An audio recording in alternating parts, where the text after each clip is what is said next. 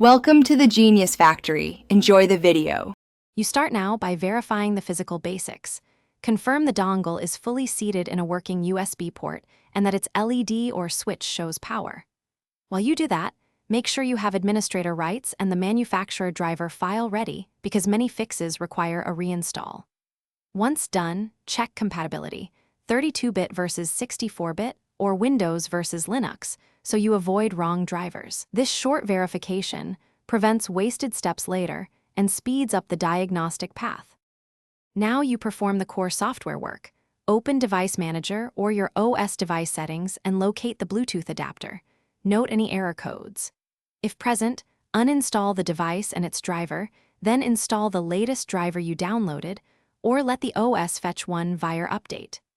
Next, disable USB power saving on root hubs to stop the dongle sleeping, and restart the Bluetooth service so settings apply. These steps fix common conflicts between drivers, power management, and the OS. Finish by resetting and validating connections. Unplug the dongle for 10 to 20 seconds, then reconnect and update firmware if the vendor provides it, because firmware resolves protocol bugs and compatibility.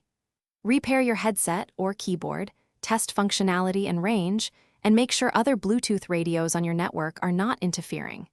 If things still fail, try the dongle on a different host or via a short USB extension or powered hub to rule out port power issues. This single troubleshoot. Thanks for watching. If you found this helpful, don't forget to like and subscribe.